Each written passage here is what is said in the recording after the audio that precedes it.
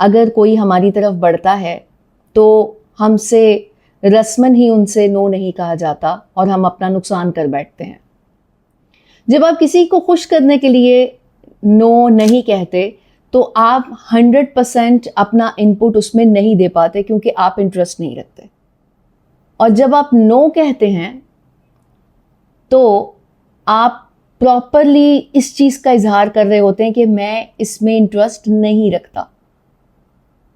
अब वहां पे आपको बहुत ज्यादा वजाहत नहीं देनी होती है, सिर्फ 1-2 लाइनें काफी होती हैं और वो ये होती हैं कि मुझे इस चीज की समझ नहीं आ रही।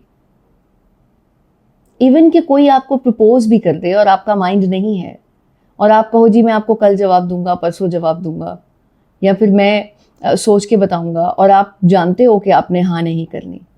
ठीक है, कुछ टाइम ले सकते हैं, आप नेक्स्ट टाइम में उसको नो कह दें, लेकिन ऐसी जगहों पे आपने प्रॉपर रीजन देनी होती है। और शॉर्ट रीजन देना और वजाहत करना दोनों डिफरेंट चीजें हैं, इसीलिए इसमें थोड़ा सा फर्क रखना है आपने।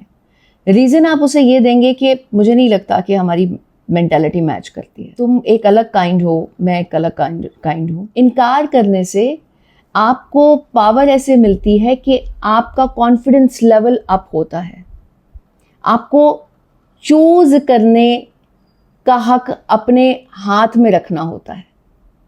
अगर आप किसी की मर्जी के हिसाब से उसके मूड को देखकर नो नहीं कह पा रहे और आपका नुकसान भी हो रहा है, तो तब आपका कॉन्फिडेंस लेवल डाउन होता चला जाता है, क्योंकि जहां पे आपने नो नहीं कहा उसका रिजल्ट अच्छा नहीं आता जहां पे आपको कहना चाहिए था।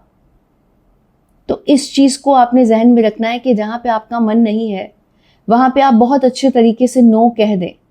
अगर कोई इमोशनली आपको ब्लैकमेल करके किसी तरह से पुश कर रहा है हाँ कहने के लिए और आप उस वक्त नो नहीं कहते, तो याद रखिएगा उस चीज का रिजल्ट आपके हक में कभी नहीं आने वाला, क्योंकि आपने किसी के इन्फ्लुएंस में आके यस कर लिया।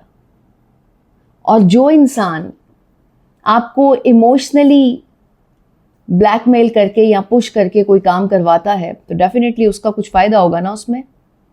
और आप अगर अपने फायदे नुकसान को देखे बगैर उधर हाँ कर देंगे तो फिर आपका फायदा कैसे होने वाला है, क्योंकि पहले भी आपने अपने दिमाग से काम तो लिया नहीं।